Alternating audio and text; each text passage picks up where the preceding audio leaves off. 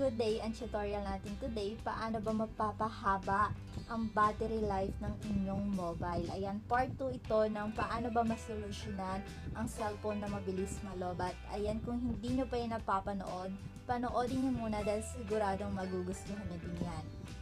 So, let's start na. Hindi na natin kailangang mag-download ng app katulad ng ating part 1 dahil ang gagamitin lang natin today ay settings ng inyong mobile. Open nyo ang inyong settings, then scroll nyo lang pataas, and hahanapin nyo lang yung battery. Madami nang nakakaalam nito kasi ito daw yung basic way para makatipid ka ng battery.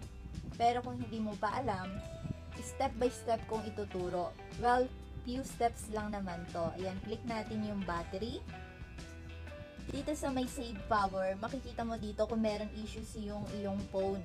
Under ng battery, makikita mo dito yung dalawang option, yung power saving mode saka yung super power saving mode. Ang default settings nito yung power saving mode. Pero ngayon, from power saving mode, i-enable natin or i-turn on natin yung super power saving mode.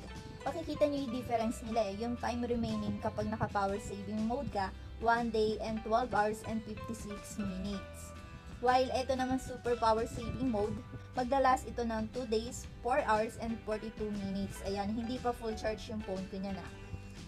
I-turn on na natin. Ayan, bago mo i-turn on, ipapaalala ko lang sa inyo na few apps lang yung magagamit nyo. Pero anytime naman, pwede mong palitan yung mga apps na pipiliin mo. Click mo yung turn on. So, ganito yung magiging itsura niyan.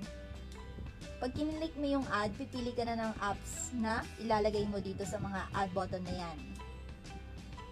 Click nyo yung add. Then, pipili kayo ng apps. Ayan, Apps Infinity, lalagay ko. Then, pili ko ulit. Google.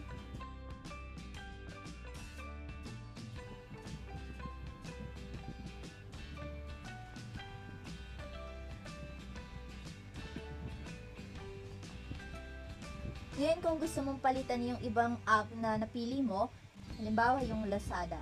Ayan. Then, click mo yung remove. Pwede mo din naman i-select all. Then, click mo yung remove. Well, kung hindi ka sanay, gusto mo palagi mo nakikita lahat ng inyong apps, ang gagawin nyo lang, click nyo itong back. Then, lalabas dito yung exit super power saving mode. Click nyo lang. Then, there you go. Hindi ka na naka super power saving mode. Ayan guys, hanggang dito na lang ating video for today. Ito mga nakikita nyo sa end screen na video, pwede kayong pumili at i-click nyo lang para mapanood nyo. See you there!